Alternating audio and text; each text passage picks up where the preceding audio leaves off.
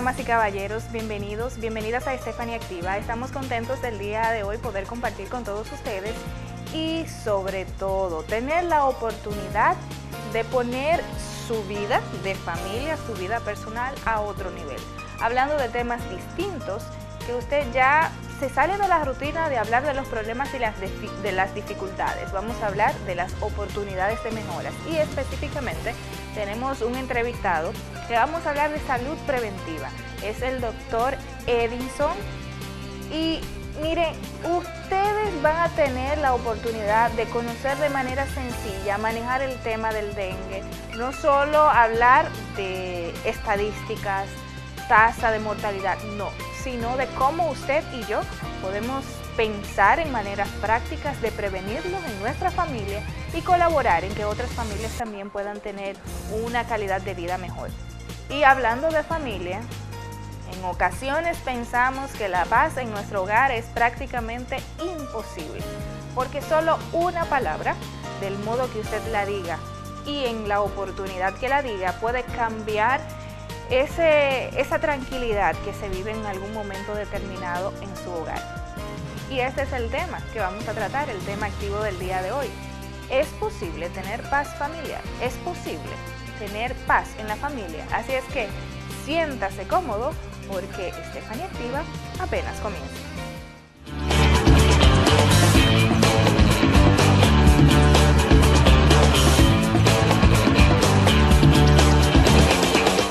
Quizás usted esté de acuerdo con nosotros que en ocasiones la paz en el hogar resulta un poco difícil y es porque en algún momento determinado solo una palabra en el momento inadecuado puede cambiar las cosas. Es probable que tanto usted como su esposo o su pareja estén conversando sobre un tema muy tranquilamente, pero de repente una palabra dicha no al tiempo apropiado, de un modo inadecuado, puede cambiar el cuadro de tranquilidad que se vivió en ese espacio de tiempo durante la conversación. Ahora bien, ¿qué podemos nosotros hacer y cómo reaccionar ante alguna dificultad que se presente en el hogar y en la familia? ¿Cómo puedes recuperar la paz y la tranquilidad en la familia? ¿Qué puede hacer si comienzan quizás a caldearse un poco los ánimos? ¿Cómo dejar de discutir en la familia? Es fundamental seguir y poner en práctica algunos principios básicos. En primer lugar, debe procurar que el otro se exprese en la medida de lo posible. Sí, deje que el otro hable con tranquilidad. Se necesitan dos para que haya una discusión y si usted no está en la actitud de discutir, pues les aseguramos que uno de los dos va a empezar a escuchar y el otro va a permitir que la otra persona hable. Se calmarán los ánimos, por eso debemos procurar tratar de resistir la tentación de responder. Mantenga la calma y no pierda la dignidad. Recuerde que la paz de su familia es mucho más importante que ganar una discusión. En segundo lugar, tome en cuenta los sentimientos del otro. Escuche con atención y pónganse en el lugar de su familia sin interrumpirle. No interrumpa nunca. Esto contribuirá a tranquilizarse, a alcanzar la paz, en lugar de atribuirle malos motivos. Tome en cuenta sus sentimientos. Si piensa que es por maldad, lo que quizás simplemente es un error, a veces decimos cosas hirientes sin pensar o porque nos sentimos heridos, no porque realmente querramos vengarnos. En tercer lugar, debemos tomarnos nuestro tiempo para tranquilizarnos. Si sentimos que estamos a punto de explotar, diga qué necesidad y qué necesita en un momento y aléjese para calmarse. Puede irse a otro lugar de la casa o dar un paseo hasta que se haya calmado. No confunda esto con negarse a hablar o cooperar ni en evadir el problema.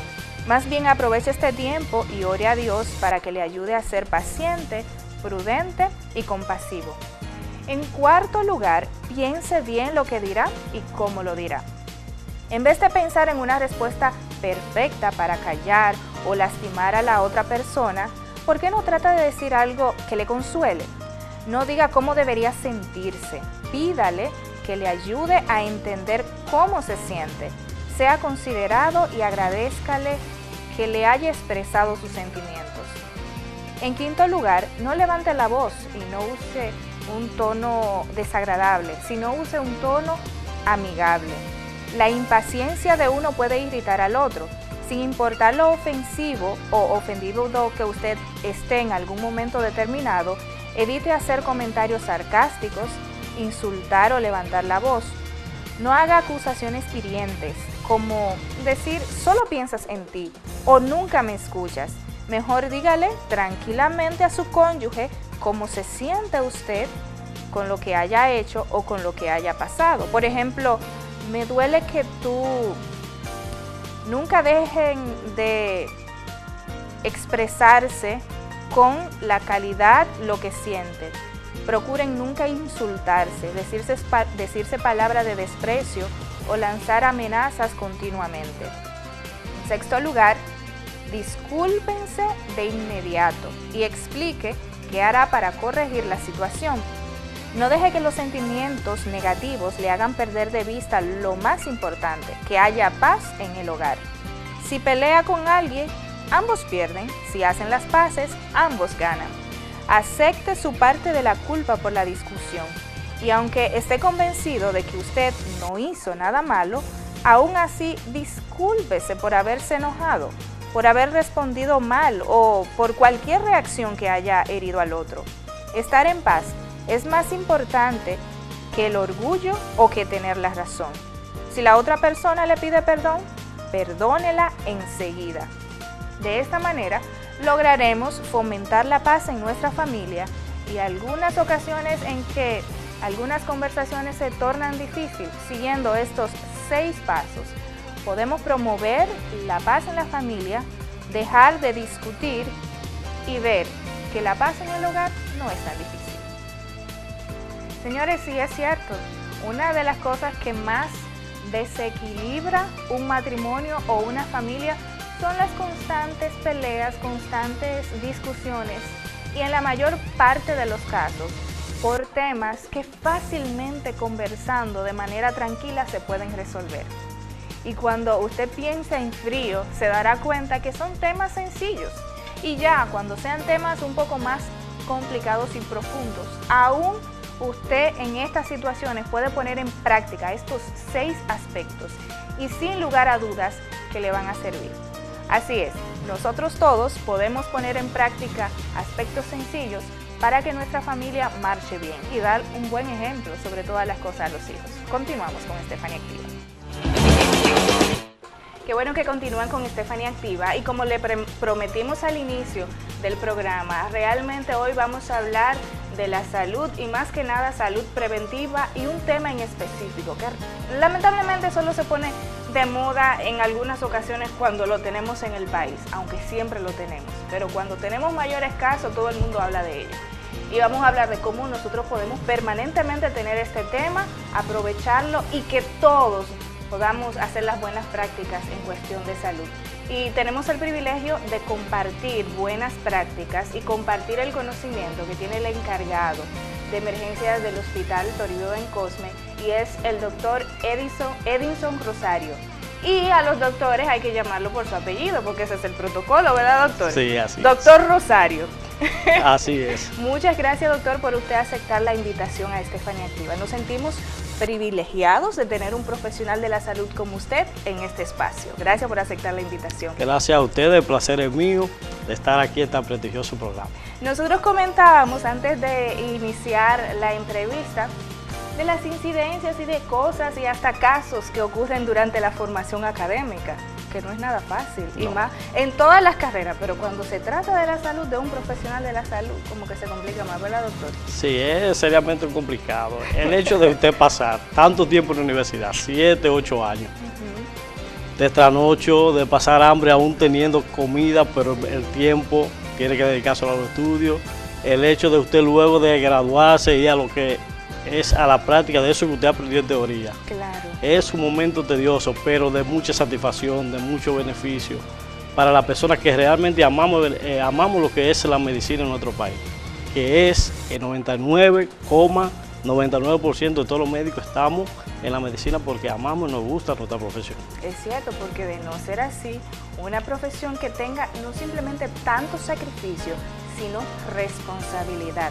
Porque a diario, doctor, ustedes tienen la vida de muchas personas en las manos, en el sentido de que tienen la oportunidad de que se recuperen o de lo contrario que puedan perder la vida, y es una responsabilidad grande.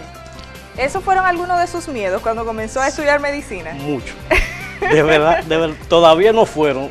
Es nuestro temor. Ajá. Porque ningún médico quiere que un paciente se le muera. Cierto. Los familiares nos tienen a nosotros como alguien de quien depende la vida de ellos y de sus familiares. Por eso usted ve que la frase dice, yo voy para donde mi médico. Ajá. Mi médico es fulano de tal. Cierto.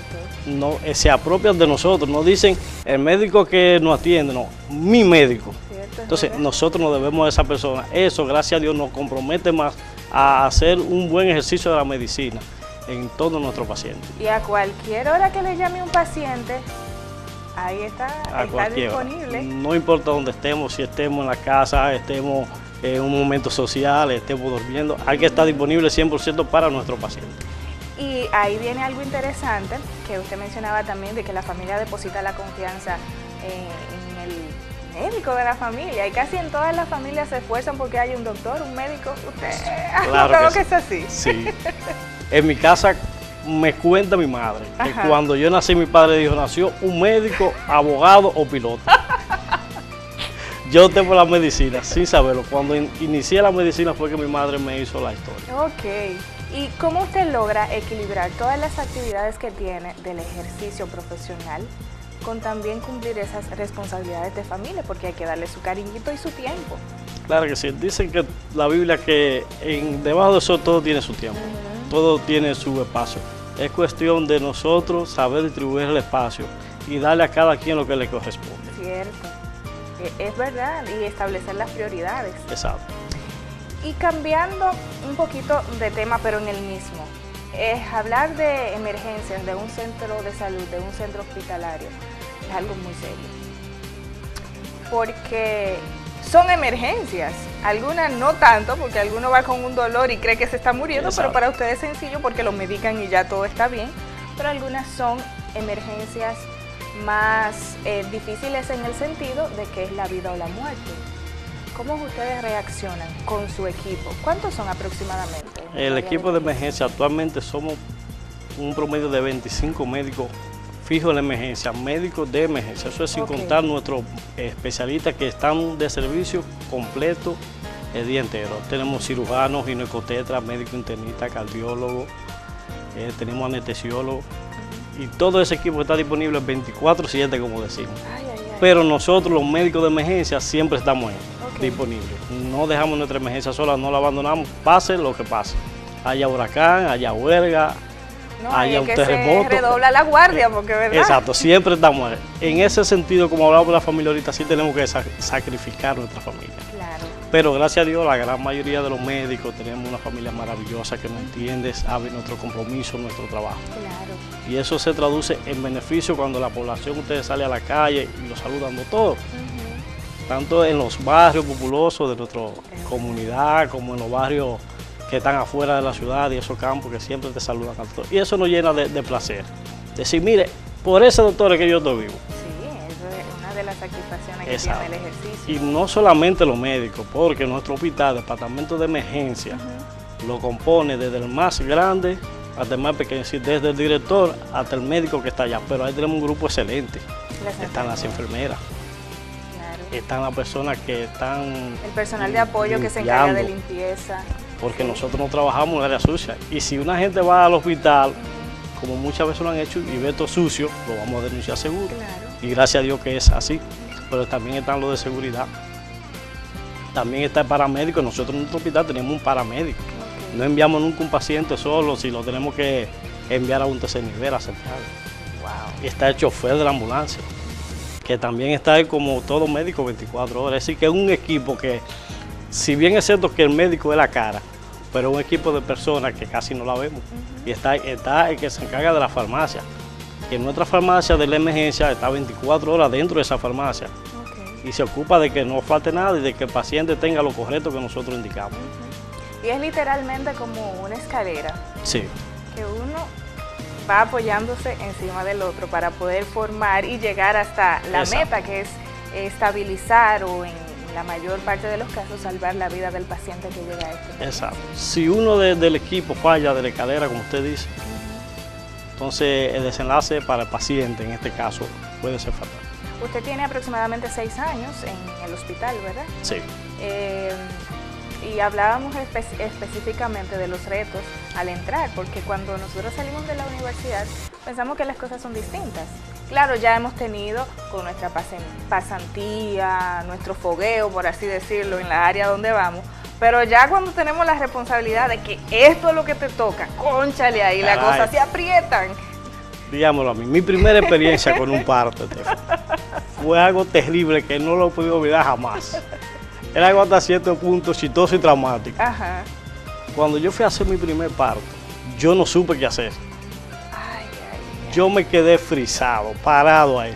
Como decimos en buen dominicano, ni para adelante ni para atrás. Exactamente. Gracias a Dios que ese equipo de emergencia, de enfermera, de obstetricia, del hospital es muy bueno. Yo recuerdo que una enfermera que se dio cuenta que yo estaba sudando frío y que estaba paralizado, me tocó el hombro y me dijo, no se preocupe, doctor, que vamos a hacer el parto, yo le voy a enseñar. Y gracias a esas enfermeras y a los obstetras del Hospital Toribio Vencoso, en la calidad de su encargado, doctor Freddy Jiménez, Hugo Cruz, doctor Quesada, y ese grupito de obstetras muy bueno, fue que me enseñaron a hacer parto. Y una serie de muchachos que en aquel entonces eran médicos generales, pero ya no son especialistas, el doctor Omar Jiménez, Norberto Polanco, que por cierto Norberto es obstetra, ginecobstetra, me enseñaron a hacer un parto en la práctica, porque en la teoría yo me lo sabía de arriba abajo, era un león. Moca, los estudiantes de Moca se pueden dar ese lujo, que todo el personal del hospital, desde el director hasta cualquier empleado del hospital, está dispuesto a enseñarte qué es lo que cómo se hacen las cosas y algo importante, hacerla correctamente. Y ponerle ese poquitito que muchas veces nos falta a nosotros, que es de amor y pasión por lo que hacemos. Eso es verdad, sobre todas las cosas, porque en ocasiones muchas personas eligen su profesión quizás por la garantía económica que esto le pueda brindar o hasta por el prestigio. Exacto. Solo por eso. Pero resaltaba usted anteriormente que casi el 99.9% de los doctores lo hacen porque aman su carrera. Exacto. Y uno saber, ponerse en manos de un doctor que ama lo que está haciendo es una garantía. Claro, porque recuerda que cuando vamos a visitar un médico, vamos porque nos sentimos mal, algo tenemos. Aunque muchas veces nosotros pensamos que ese dolor que tenemos, para nosotros es lo más grande y el médico cree que es una tontería, pero recuerda, el dolor más grande es el que tú sientes. Exactamente. Porque muchas veces vamos y decimos, bueno, pero cálmese que es una tontería, sí, pero es al paciente que le duele, no es a mí. Entonces, ahí es que viene lo que es la pericia del médico, lo que es la integridad del médico, el usted ponerse del otro lado, del lado del paciente, y si fuera yo el paciente, si fuera a mí que me doliera. Entonces, por eso es importante contar con buenos maestros, que en la historia de la medicina dominicana ha existido maestros excelentes, médicos que están dispuestos a enseñar a los demás y a tratar a su paciente como debe de ser, una medicina humanizada. Y por eso muchos de nuestros médicos han logrado escalar, médicos de Moca, otros que vinieron de otros pueblos aquí, se enamoraron de otra ciudad, como el caso del doctor José Miguel Pichado, excelente neumólogo, un peso pesado la neumología. Un abrazo para el doctor. Y nivel internacional, el doctor Fernando Rojas. Cierto. Que eso es una eminencia. Yo le decía, ay, yo quisiera tener por lo menos un octavo de lo que el doctor Rojas tiene. Es verdad. Porque es un excelente médico. El doctor Nelson Rodríguez. Claro. Que fue médico pediatra excelente, luego director del hospital, director provincial y actualmente viceministro, bueno, recién designado en viceministerio de Salud Colectiva para que enfrente la epidemia de dengue, según leí en un periódico. Es una persona que tiene bastante experiencia en lo que es el manejo del dengue en nuestro país. Es cierto, y precisamente ese es nuestro tema fuerte. Estábamos hablando de todo un poco para que ustedes se vayan aclimatando. Y en el inicio, en la introducción, cuando lo presentaba, mencionábamos que es un tema que lo tenemos siempre por pertenecer a un país tropical, o sea, siempre lo tenemos en nuestro país el tema del dengue. Sin embargo, hay unas épocas en donde, como dicen ustedes, suben los picos. Exacto. ¿Verdad que se llama así, doctor? Exacto. Disculpe, yo leí. Claro que sí, está bien informado. Y para nosotros, cada 2 años, se aumenta ese pico que usted habla, se aumente ese pico de incidencia de dengue en nuestro país. Nosotros recordemos que de 2013 para la provincia de Espaillat, para Moca, fue algo terrible. Sí. Tuvimos una experiencia maravillosa porque salimos, como dicen en el agro popular, bien parados. Pero fue algo bastante estresante con la cantidad de dengue que vimos en la ciudad de Moca solamente. Sí. El otro año fue relativamente tranquilo, pero este año, aunque la ciudad de Moca ha estado tranquila y la provincia, pero en otras provincias, ya se me dice Santiago, el Gran Santo Domingo, el Altagracia, Cotuí, La Vega, Hermana Mirabal, está en una alerta epidemiológica porque los casos han aumentado. Claro. Y es lamentable, doctor, porque como mencionábamos, aunque lo tenemos todo el año, cuando aumentan las incidencias de casos, es que el país despierta. Y usted ve que enviamos a las instituciones públicas y privadas, a los estudiantes, a las juntas de vecinos, todo el mundo va por los hogares a eliminar los criaderos de mosquitos. Por esa temporada nada más. Exacto. Y ese es el error a diferencia de Cuba.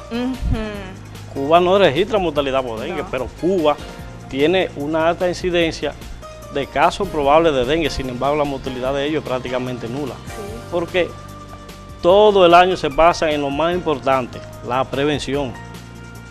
Porque no ganamos nada cuando ya el paciente llega a la emergencia en un estado crítico, sino la prevención es una enfermedad totalmente prevenible, lo que es el dengue. Cierto. Entonces, nuestro país debiera de abocarse no solamente en lo que es la consulta médica, sino lo que es las escuelas, universidades, básicamente en la carrera de medicina del sector salud, los medios de comunicación que juegan un papel fundamental, único, inigualable ante una epidemia, más como la nuestra de dengue. Recuerdo que en el 2013 quienes más nos ayudaron a nosotros a controlar el brote de dengue en la provincia fueron los medios de comunicación. Así es. Ustedes, es decir, que le hago el adhesivo a todos nuestros comunicadores, amigos, periodistas, y los felicito por esa labor encomiable que hacen. Claro. Y que a su vez, a disminuir los casos de dengue, la persona a través de medios masivos de teleaudiencia toma las medidas que ustedes le dan por aquí y nos dan un descansito a nosotros en el hospital, porque automáticamente los casos bajan. Así y eso se lo agradecemos. Y eso es algo muy importante, doctor, porque decimos de manera muy normal, muy común, que la unión hace la fuerza. Y cuando lo vemos de manera literal, ahí es que nos damos cuenta de cuán ciertas son estas palabras. Recuerdo en el 2013 que usted veía a todo el mundo en las casas de las personas indicándole cómo se almacenaba agua, lo debía hacer. Si veía agua que tenían larvas o como nosotros le conocemos como gusarapo, estábamos virando las barricas o los galones, indicándole cómo hacerlo, y eso es parte del esfuerzo colectivo. Exactamente, y por eso la sociedad organizada y desarrollada, Europa, Estados Unidos, Chile, en Latinoamérica, Colombia, son unos países que tienen muchos casos de dengue. Actualmente en Colombia son aproximadamente de 50.000 a 60.000 casos de dengue en este año. Sin embargo, solamente tienen 50 muertes. Pero, ¿qué pasa con estos países? Se pasan el año entero en una promoción constante de la buena práctica y cómo evitar esa cosa, es decir, la prevención. Cosa que muchas veces nosotros no lo hacemos. Sí. Y cabe destacar que en nuestro país debiera de ser 1A, junto con la lucha de la muerte materno-infantil. Cierto. Debería ser 1A estas enfermedades transmisibles, porque al año nos cuesta millones de pesos. Sí. A la familia dominicana, al Estado, al sector salud y a toda aquella empresa que tiene un empleador. Doctor, y sale mucho más económico prevenir que curar. La salud preventiva es mucho más económica porque se trata de información prácticamente. Exactamente, mucho más barata por todos los sentidos. Y fíjese, doctor, que algo que nosotros lamentamos mucho es que aunque las estadísticas son buenas, porque permiten a las empresas, a las instituciones y en este caso a los centros de salud evaluar en qué tienen que mejorar, cuáles son las enfermedades que tienen mayor incidencia, si son hídricas, pueden determinar muchísimas cosas. Pero nos alegramos, por ejemplo, Si el año pasado tuvimos 50 muertes por dengue, digamos, si este año tenemos 45, estamos felices, pero tenemos números letales. Exactamente. Este año subimos. Mire usted. Desgraciadamente, el otro año tuvimos algunos 49, 50 algo de defunciones por casos de dengue y algunos 4.000 y algo de casos sospechosos de dengue. Sí. Este año llevamos 73 difusiones Imagínate. por casos probables de dengue. Y hasta la semana 37 epidemiológica teníamos 6.266 casos de dengue. Pero algo curioso, Estefany, y le hago extensivas mis felicitaciones a la Provincial de Salud, su calidad de doctor Johnny Pérez, a la gerencia de área, su calidad de su director, doctor Joel García y Jensi Guzmán, y al hospital, del cual me honra elaborar. El agentado está el doctor, Sí, porque trabaja en el hospital, ahí usted claro sabe. que sí, eso es un orgullo. El doctor Claudio Hernández, la provincia de Payá tiene dengue controlado, y lo puedo decir a boca llena. Lo primero que no tenemos muerte por dengue. 2 años consecutivos sin una muerte por dengue. Sí. Hablo de la estadística del sector salud de Moca, porque es la que manejo, porque ya la clínica casi no la manejo, pero siempre nos enteramos cuando fallece alguien, Claro. alguien por dengue. Y se supone que debe reportarlo a la Provincial de Exactamente. Salud, independientemente de donde Independientemente. sea, y ustedes deben manejar Exactamente. esos datos y estadísticas. En el hospital, los pacientes que han llegado al hospital nuestro, hasta la semana 37, 38, solamente hemos tenido 67 casos probables de dengue, Ok. de los cuales, lamentablemente, en septiembre se aumentaron los casos, han sido 25 de septiembre. De estos 25, 19 han sido ingresados por presentar algún signo de alarma que pudiera atentar contra la vida del paciente. Entonces, nuestra provincia, a diferencia de años anteriores, lo hemos tenido controlado. Esperábamos el aumento de pico en septiembre. Sí. Ya Epidemiología y la provincial nos había alertado Claro. de que ese pico se iba a aumentar. ¿Por qué se iba a aumentar? Recuerda que 3 semanas atrás, hubo algunos días que llovieron. Sí. Esa agua acumulada en cualquier potecito chiquito, cacarón de huevo insignificante, recuerda que hubo una sequía terrible. Terrible, En claro. algunos casos tuvimos que almacenar agua en la casa, quizás de una manera no adecuada, porque el almacenar agua no es malo, es la forma en cómo la almacenamos. Entonces, debido a eso, nuestros médicos que nos dirigen en nuestro sector, salud, la provincial, implementaron lo que fue esa prevención antes de. Cierto. Y por eso nuestro éxito actualmente en Moca, con los casos de dengue. Aparecen dengue y van a seguir apareciendo el año completo y más en Moca. El dengue tiene una característica para desarrollar, es decir, el abopicho y el mosquito de dengue, que es el Aedes aegypti y el Aedes abopicho, que es una humedad relativa aproximadamente de 70-80%, y esa es la que tenemos. Tenemos las condiciones perfectas para criaderos. Calor, agua almacenada y la humedad relativa. Vamos a una pausa, doctor, porque tenemos muchas cosas que hablar del tema, pero usted sabe que tenemos que hacer nuestra pausita. Claro. Al regreso continuaremos con este tema, que tanto usted como yo debemos manejar y toda la familia, para no solo lamentarnos de lo que está pasando en el país y en la provincia, sino para saber cómo nosotros podemos colaborar y trabajar en la salud preventiva. No se lo pierdan. Gracias por continuar con Estefany Activa, y estamos conversando con el doctor Rosario y conversamos sobre distintos temas, pero en particular el tema que nos compete es el dengue. No simplemente cómo se origina, sino el tema fuerte nuestro es la educación, la prevención, salud preventiva. Y antes de la pausa conversábamos de que en la provincia de Espaillat y en particular Moca tenemos las condiciones perfectas para criaderos de mosquitos y que esto sea de forma permanente y en particular en las temporadas de picos. Pero rebasamos septiembre, ¿verdad doctor? Que eso hay que, Gracias a Dios. que felicitarlo. Gracias a Dios. No solo el trabajo que hizo Salud Pública, sino cómo se integraron todas las instituciones para que eso pudiese ser.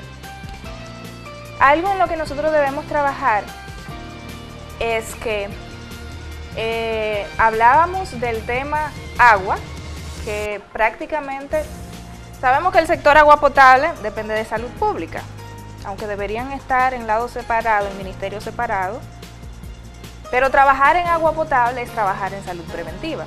Entonces, cuando vivimos esta temporada tan fuerte de sequía, que se obligaba a las personas a almacenar agua porque de lo contrario no se podía abastecer, desde ahí fue que el país completo debió abocarse en esta campaña de prevención. Si usted almacena agua, hágalo de manera correcta. Pero entonces está el tema de que los recursos que hay para publicidad, para educación, para formación, siempre es como arañando y un sinnúmero de cosas. Y usted mencionaba anteriormente que debemos hacer énfasis específico en las escuelas y en las universidades. Porque esto es como que el código genético de los estudiantes vaya predispuesto a hacer lo correcto. Pero ¿cómo logramos eso, doctor? ¿Cómo logramos impregnar en los estudiantes el tema de la salud preventiva? Porque usted sabe que todos vamos al médico cuando casi nos estamos muriendo. Exacto. ¿Verdad que sí? Tenemos un dolor. Lamentablemente. Yo estoy bien. Eso se me pasa. Sigue el dolor. No, eso se me pasa. Y ya cuando el dolor no lo podemos resistir es que vamos. Exacto. Mira, actualmente en la provincia hay casi una unidad de atención primaria, UNAP, en casi todos los barrios y todos los campos de nuestro pueblo. Sí. Con médicos excelentes, con buena formación. Estos médicos tienen la característica de que no solamente ven el paciente allá cuando van a su consultorio, sino que dentro de sus funciones están lo que es la visita domiciliaria y están lo que es la labor de prevención, que es fundamental en ellos, porque por eso es que son atención primaria. Estos médicos que están allá, dentro de sus funciones está precisamente la de ir a la escuela a dar charlas. Okay. Y hablar de lo que es la prevención de todas nuestras enfermedades prevenibles. ¿A esto es lo que le llaman médico familiar? ¿Es así el término? ¿Cómo es? Actualmente tenemos médicos familiares, Ajá. pero también tenemos médicos generales que han sido instruidos, han sido preparados y capacitados para que hagan esta función. Para que trabajen directamente en la UNAM y sepan cómo desempeñar estos papeles. Exactamente, que debiera de saberlo todo médico, especialista, médico familiar, médico general, Sí. médico pasante, todo. Debe ser nuestra función en nuestra comunidad, de nosotros entonces hacer lo que es la labor preventiva. Y aquí también deberíamos incluir no solo universidades y escuelas, nuestros políticos, aprovechar que estamos en campaña. Una de las formas de que mejor se puede implementar este caso es que en esa actividad proselitista política, el equipo de determinado político también lleve lo que es esa labor a las comunidades donde ellos visitan, esa labor preventiva. Me imagino que cada equipo político tiene un amigo médico, que no necesariamente tiene que ser un médico para hablar de prevención, porque para nosotros informarle a personas cómo almacenar el agua correctamente, qué hacer, no necesariamente tenemos que ser médicos. Y hablábamos ahorita que los periodistas, los medios de comunicación, en este caso ustedes de Moca, jugaron un papel maravilloso en cada una de las epidemias de dengue y de otras enfermedades que hemos tenido. Claro. Entonces, es una integración de la comunidad, porque fíjate, el dengue no es un problema únicamente de salud pública, pero tampoco es un problema únicamente del paciente. Es un problema de todo, donde se tiene que unir y hay una coordinación, lo que es el sector salud, medios de comunicación, los políticos, los alcaldes juegan un papel fundamental, el gobernador, es decir, todo lo que es la sociedad civil, la junta de vecinos, juega un papel fundamental en lo que es la prevención. Y esto que usted menciona es muy importante, lo de las juntas de vecinos, porque una de las recomendaciones es que en nuestros hogares no haya nada que almacene agua de manera inadecuada, porque el agua de su uso, quizás usted la tiene que almacenar, la cubre, le pones un poquito de cloro, la clora pone encima del nivel de donde está el agua y perfecto. Pero hay algunos envases que son más pequeños, como ya se ha mencionado, algunas tapas de gaseosas, cascarones de huevos, y usted tiene su área limpia, pero quizás en el alrededor, en su vecindario, hay otras personas que no lo tienen. Y por eso las juntas de vecinos juegan un papel maravilloso, porque controlan el espacio físico de su demarcación, porque son un número de personas determinado, se conocen todos y pueden realizar esas jornadas internas en su vecindario. Exactamente. Una de las cosas que siempre me ha llamado la atención cuando salimos a los barrios, en la jornada de prevención, es que por lo regular encontramos una goma usada, Sí, que ya le haciendo quitemos dígame, vehículos, doctor. pichadas, rotas, que no tienen nada, que no lo vamos a usar para nada, ni siquiera para improvisar un columpio para nuestros niños. La tenemos en el patio tirada ahí. Cuando cae la lluvia o botamos nosotros un poco de agua que se acumula, el mosquito no necesita 1 litro de agua, 1 galón, basta con un poquitito de agua y el mosquito, la mosquita hembra en este caso, del Aedes aegypti, es que pone los huevos ahí. Y en ese poquitito de agua, ese chin que quizá puede llegar a 3 cc, 4 cc o menos, puede costarle la vida a uno de nuestros hijos. Es cierto. O a un familiar. Y en su defecto, el paciente gastar, o esa familia, miles de pesos, miles de trasnochos, noches incómodas en hospitales, en clínicas. Entonces, de ahí lo importante de la prevención, amigos que nos están viendo a través de este programa. La prevención es lo más importante en nuestra lucha contra el dengue. Por ejemplo, en la casa muchas veces tenemos un florero con unas flores hermosas, pero ese florero tiene 5 días con esa agua. Y no es que no tengan el florero con agua, claro que la pueden tener, pero hay que cambiarle diario. Y se puede clorar también, porque Exactamente. algunos tenemos el mito, algunas damas en particular, de que si la cloramos se va a dañar, y no, porque el cloro se convierte en sal cuando tiene contacto con el agua. Exacto. Entonces eso no es letal, se va a poner más bonita, no se preocupe. Algo importante, doctor, es que, como resaltábamos anteriormente, no solo nos debemos ocupar de que nuestro alrededor esté limpio, sin ningún elemento que mantenga el agua, que conserve el agua de manera inapropiada, sino todo nuestro vecindario. Porque el mosquito vuela, o sea, ¿cuál es la distancia que puede recorrer un mosquito? El mosquito tiene una distancia corta, gracias a Dios, tiene algunos 500, 600 metros que puede volar. Si en mi vivienda, como particularmente en las ciudades, vivimos como todos juntos encima de otro, o sea, mi casa está correctamente acondicionada, o sea, pero yo tengo aquí simplemente la verja que me divide, y en la otra vivienda está todo vuelto un desastre, y dígame usted. Pero aunque tengan una distancia corta que recorre, acuérdese que él se va a reproducir en esa distancia. Exacto. Y ahí viene lo que es la cadena de reproducción de mosquitos. Me pica a mí, me infecta, los mosquitos que estaban ahí me van a picar a mí, se van a infectar y van a seguir entonces transmitiendo más para adelante. Por eso ahí cabe perfectamente de amar al prójimo como a nosotros Exactamente. mismos. Si amamos al prójimo como a nosotros mismos, no vamos a querer que nadie se enferme. Exacto. Y ahí vamos a tener las condiciones apropiadas. Doctor, los síntomas comunes que a veces nosotros los confundimos, por ejemplo, usted tiene un fuerte dolor de cabeza, y como decíamos anteriormente, cónchale, yo no voy al médico, pero un dolor de cabeza, o me duelen las articulaciones, no, eso fue que dormí mal, no descansé. Y siempre buscamos un pretexto para un síntoma. La excusa. Sí. Mire, el dengue tiene una característica que al principio se parece a muchas enfermedades, y ahí la confundimos nosotros mismos por ir al médico. Los síntomas son de dengue, es una fiebre de inicio agudo, entre 2 a 7 días. También puede presentar lo que es cefalea, náusea, vómito, artralgia, es decir, dolor en las articulaciones, en la coyuntura, como diría mi abuela. Sí, que se parece al dolor de la chikungunya. ¿Usted le dio la chikungunya, doctor? Terrible. Terrible. Eso no tiene comparación. Tenía que estar acostado obligatoriamente sin moverlo. Sí.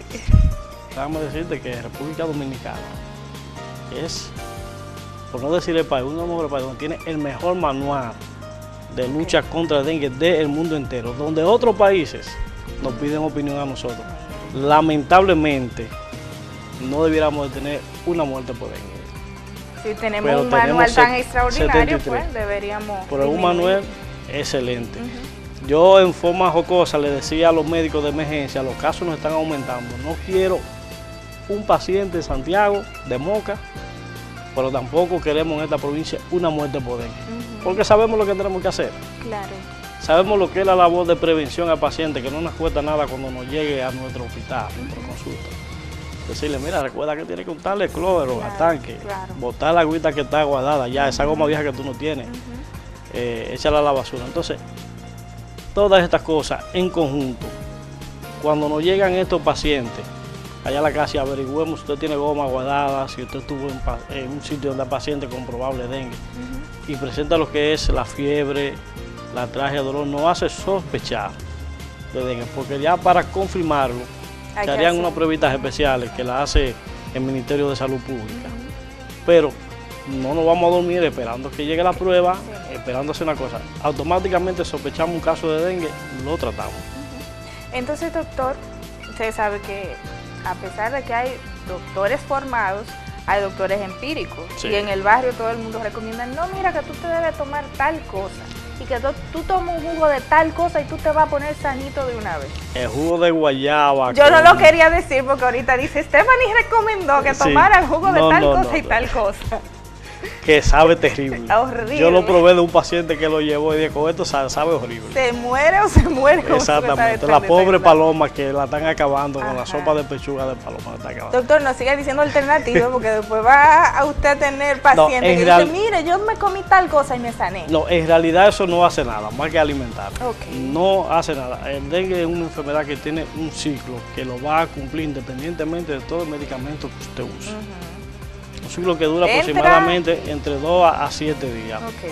El dengue nosotros lo dividimos por fase. Lo que es la fase 1, la primera fase aguda, que es la fase febril, donde usted lo que tiene es fiebre de inicio brusco, calentura como le llamamos, tiene dolor de cuerpo, dolor de cabeza, cefalea, la mialgia y la artralgia. Ya en una segunda fase, al tercer día, donde cometemos muchos errores en nuestra casa, se le quita la fiebre entre el tercer y cuarto día al paciente. Y ya pensamos que estamos sanitos. Y esa es la etapa más peligrosa. Ahí es que nuestros pacientes se complican y mueren. Porque cuando cae la fiebre, nosotros llamamos fase 2 o etapa crítica de la enfermedad. Ahí es que el paciente comienza a trabasar líquido. Por lo regular, ahí la plaqueta es que más bajan y el paciente ahí es donde se complica más. Ya la fase 3 o fase de recuperación es pasado ese quinto o sexto día, entonces ya el paciente comienza a recuperarse, a recuperar el apetito, su nivel nutricional a normalizarse y todas estas cosas. Por eso decimos siempre a los familiares, cuando le decimos que usted tiene un probable dengue, pero no hay que ingresarlo, le hablamos de todos esos detallitos que tiene que tener, pero ojo cuando se le quite la fiebre.